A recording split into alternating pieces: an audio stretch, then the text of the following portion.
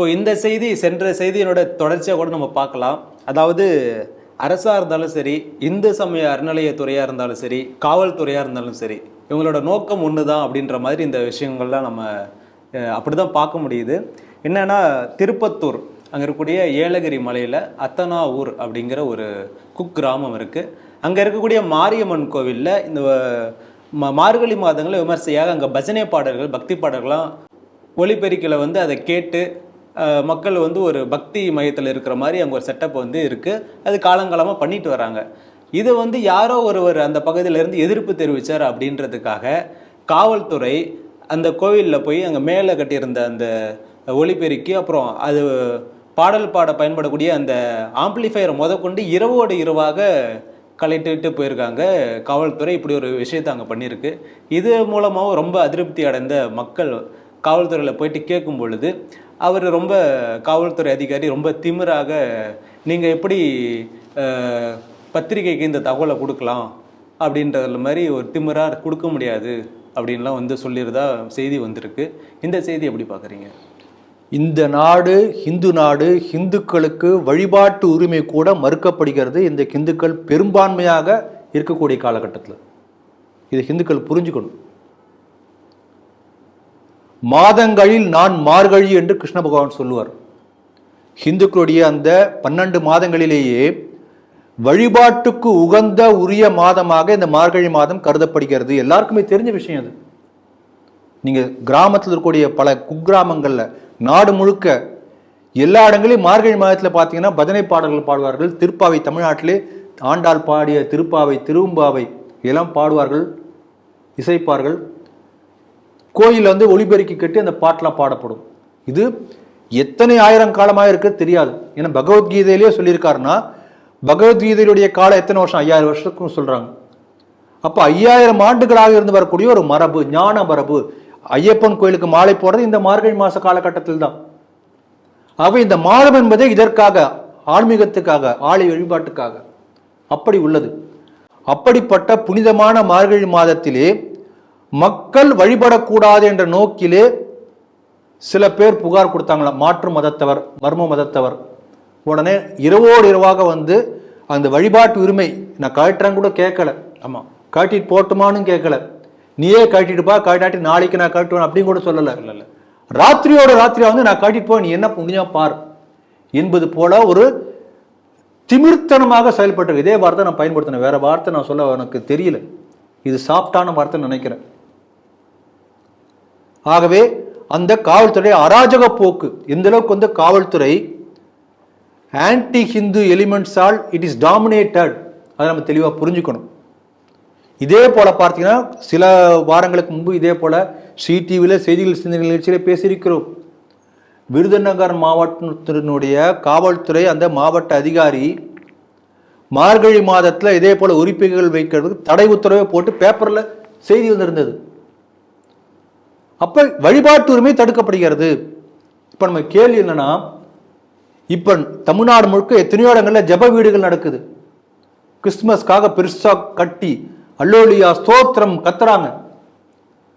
அதெல்லாம் போய் பொதுமக்களுக்கு படிப்பதற்கு இடையூறாக போய் சீஸ் பண்ணாங்களா? எத்தனை மசூதியில் இந்த மாதிரி பண்ணியிருக்காங்க.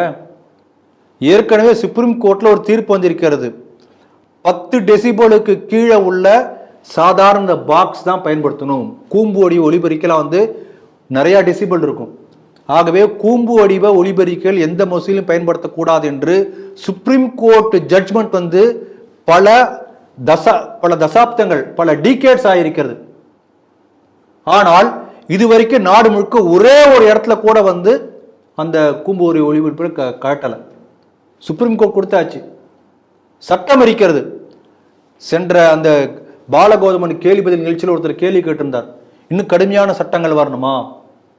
அப்ப பாலகோதமன் அவர்கள் சொன்னாங்க, இருக்கிற சட்டத்தை சரியாக செயல்படுத்தினாலே போதும், அதே செயல்படுத்துறதுக்கு யாரும் இல்லை. இப்ப சுப்ரீம் கோர்ட் ஜட்ஜ்மெண்ட் இருக்கு, ஆர்டர் இருக்கு, no call should be used in the mosque. அந்த தொழுகை நடத்த அந்த மாதிரி பயன்படுத்தக்கூடாது. ஏன்னா 10 டெசிபிளுக்கு மேல வருது. ஆனால் இதுவரைக்கும் யாராவது கழட்டி பார்த்துருக்கீங்களா? அப்ப சட்டம் இருந்தால் கூட, கோர்ட் உத்தரவு இருந்தால் கூட செயல்படுத்த காவல்துறையோ மற்ற அரசு அதிகாரிகளோ அரசாங்கமோ தயாராக இல்லை. இப்பதான் ஒருத்தர் முதல் தடவை செஞ்சிருக்கார், யோகிஜி உத்தரப்பிரதேசத்தில். இத்தனை வருஷம் கழிச்சு அவர் பூசா பண்ணல, சுப்ரீம் கோர்ட் கொடுத்த டைரக்ஷனை செயல்படுத்தி இருக்கார். அதனால இப்ப பாருங்க, ரம்ஜான் மாதத்துல இதே போல ராத்திரி ஃபுல்லா அவங்க விரதம் இருந்து நடுராத்திரில கத்தி பல இடங்கள்ல நீங்க பார்க்கலாம்.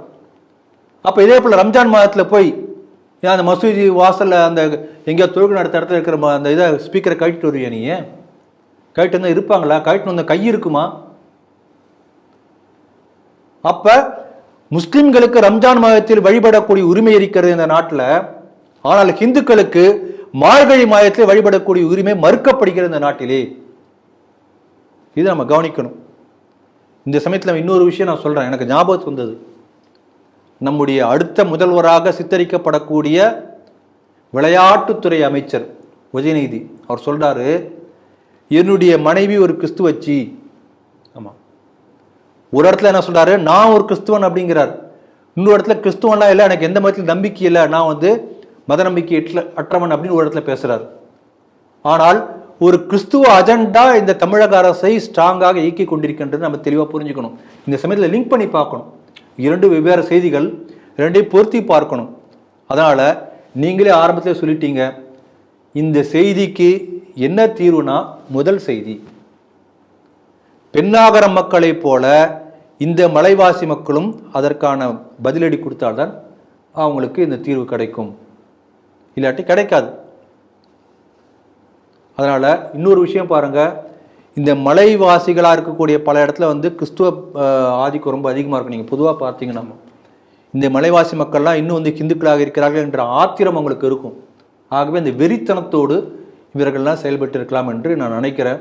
ஆகவே முதல் செய்தியை பாருங்கள், ஹிந்துக்கள் ஒன்று சேர்ந்தால் மட்டுமே, அது திருவட்டாராக இருக்கலாம் அல்லது கன்னியாகுமரி மண்டைக்காடு இருக்கலாம், பெண்ணாகரமாக இருக்கலாம், அதே போல திருப்பத்தூர் அத்தனாவூரிலும் அதே போல இந்துக்கள் செயல்பட்டால் அவர்களுக்கு அதே போல வெற்றி கிடைக்கும் என்ற நம்பிக்கை இருக்கிறது என்று சொல்லி இந்த செய்தியை நிறைவு செய்கிறேன்.